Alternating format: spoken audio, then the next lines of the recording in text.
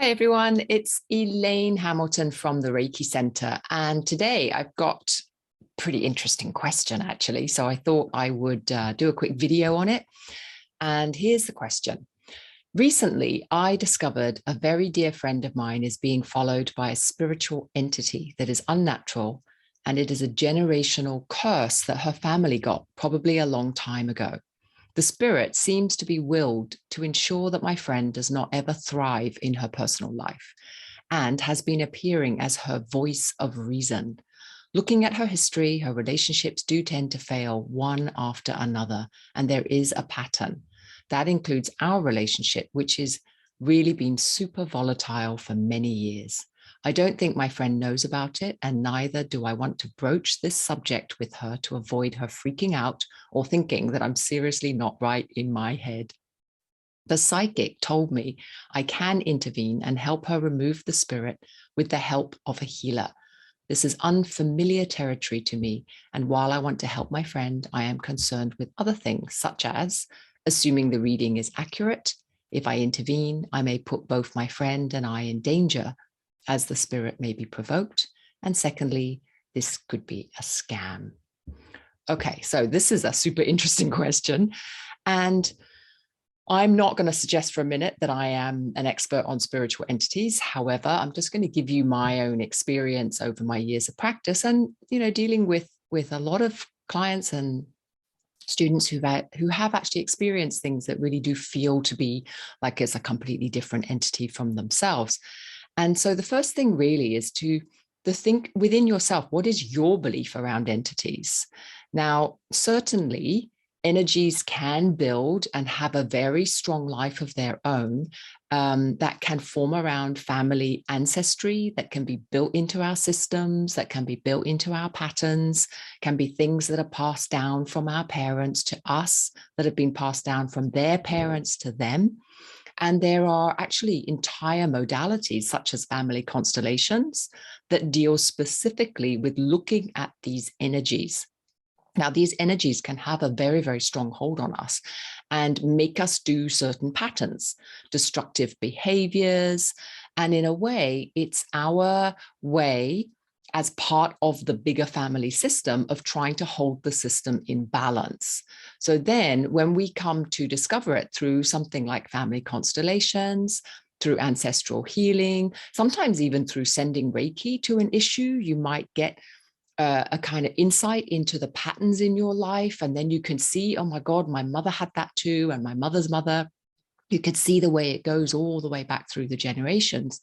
And we hold these patterns out of a sort of blind love, like a love for our family system, wanting to keep the system in place. And there's a feeling that if we rock the boat, and you might feel this in your own life as you grow with Reiki, like, have you noticed that there is a certain fear that if I grow too much, I'm going to start alienating my family, my friends, I'm going to start having to move forward sometimes without their support.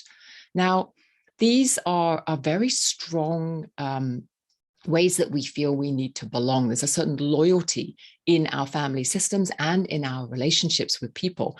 We might not be able to understand them. We might know that they're destructive, but there's a part of us that also knows that it keeps us in a safe inverted commas place because everybody knows their role. And even if it's unhealthy, if it's toxic, there is a certain role playing that we're playing. We know our part, they know their part. So there's a lot of strong reasons why we hold on to destructive patterns. And some of these patterns can really feel like they have a life of their own, like an entity. If you think about things like addictions, or things like kind of the certain patterns that we hold ourselves with, certain habits that we have, like knee-jerk reactions. When people say something, we immediately react rather than respond. So often, just in our daily life, we can be thinking, oh my God, where did that come from? Or why can't I stop this? Why can't I do it differently? And in a sense, it can feel like there is a propulsion or a kind of movement of energy that is not totally ours. Now, does that make it an actual entity? I would really question this. And this idea of, the voice in your head being a reason. Now, obviously, if your friend has a voice in her head that is schizophrenic, that's a different thing. That's a mental health issue. But if your feeling is, okay, there's not a mental health issue, but there's simply a lot of destructive thinking, this is actually very normal. It's very common because we have been handed down an entire program of thinking from our parents, and they've been handed it down from their parents, and et cetera, down the line. So there's a lot of generational patterns and thinking that comes down the line at us. And our job, as we start to become more self-aware, is to look at these patterns ourselves and start to see whether they still serve us, whether we want to continue being wrapped up in the pattern with so little control and so little say, or whether we want to break them. So this kind of comes into the second part of the question, which is really, and this might be really difficult to hear, but when we are so busy trying to fix other people, then we divert the attention, or we distract ourselves from the bigger question, which is, am I okay? Like, am I doing my part? So first of all, every relationship is 20-20, right? So, or 50-50, should I say, not 20-20, but 50% of a relationship belongs to us and 50% belongs to the other person. So if your relationship with somebody is very tumultuous, is very difficult, is very challenging, then you have to look at your part in it. And honestly, part of your part is the fact you're staying, maybe.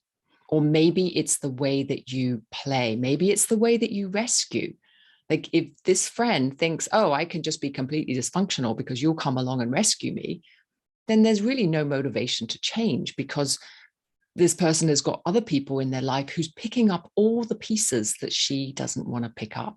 So often in a relationship, the really difficult part when you notice that you're in other people's business.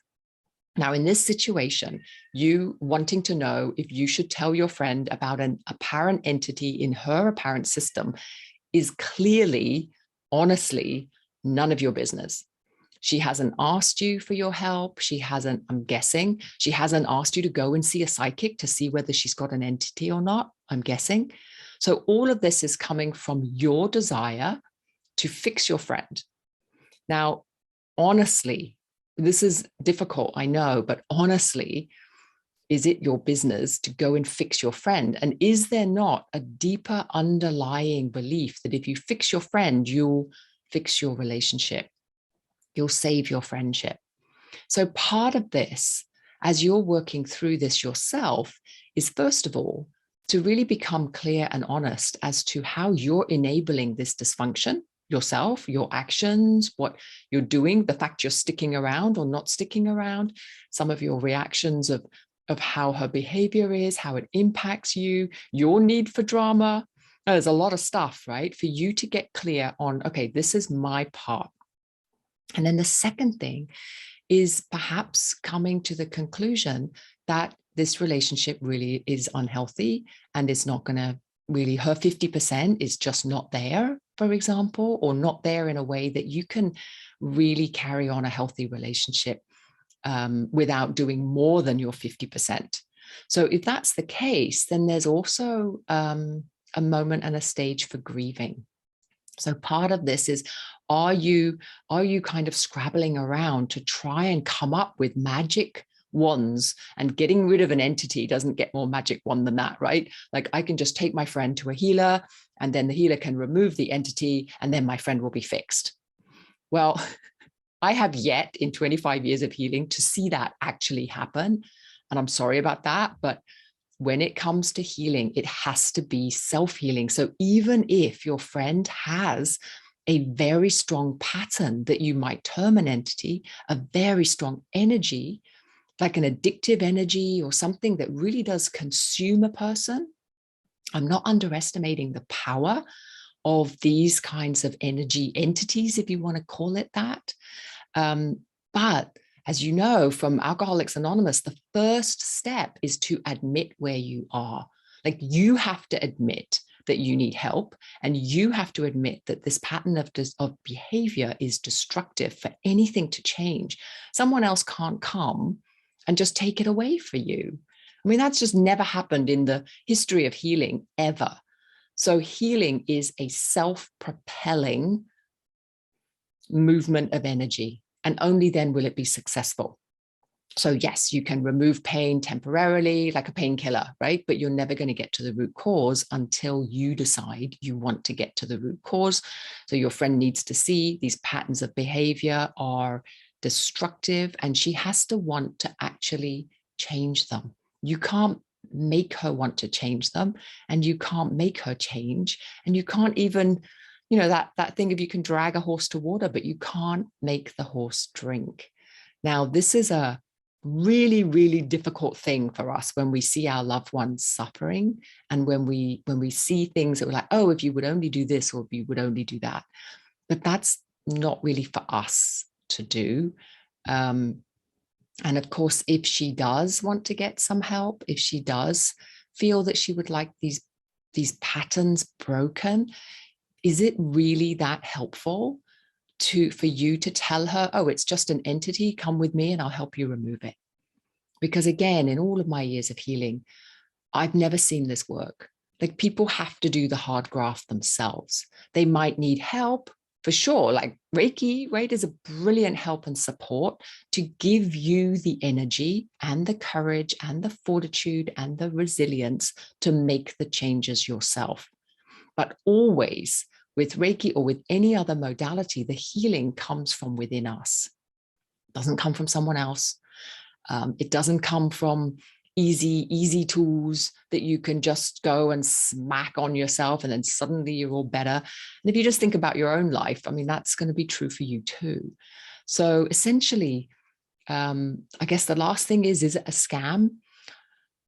Maybe. Probably not. I mean, probably the psychic really believes what he or she is saying. I mean, there are many healers out there with all kinds of different belief systems that work to some extent. And of course, like if you take a Panadol for your headache, it will get rid of your headache temporarily. So there are many, many modalities where we can go and we can get temporary relief. So the same thing, like you could take your friend to a healer, and that healer could do a balancing or harmonizing. Like, they could come for a Reiki treatment. At the end of the Reiki treatment, they feel like $1,000,000. They get up, but if they just carry on their life, they're going to need another Reiki treatment in a couple of weeks. So this is the nature of it. And it may be that the psychic truly believes that these energy patterns or these destructive behaviors are all kind of put on or attracted by evil forces, or there's a lot of belief systems out there. So it's not to say that he or she is deliberately misleading you. But the bigger question is, what are your beliefs, and what are your beliefs around healing, true healing? How are you growing? Are you growing because someone's just ripping stuff out of you? Or are you growing because of your own self-awareness, your own ability to go inside, to see your destructive patterns, to become aware of the way that you interact with the world, to see your 50%? Now, I think if you really ponder on that, you'll see that it's always about us. Like, when we go in, when we start to change our patterns, then our external environment starts to change. And yes, one of those changes may be the painful fact that your relationship with this long-term friend is destructive, and at the moment is something that you need to consider for your own well-being, that you distance yourself, that you detach yourself, that you stop trying to rescue and enable this person and actually take care of yourself. So I hope that, I know we've covered a lot of ground. I hope that helps, though, to cover all the points here. And anything else that you'd like me to chat on, just pop it in the comments. And also for yourself, like if you feel that some of the points I've made require an extended discussion, or what you've noticed for yourself, then please add that to the discussion as well. And thank you very much.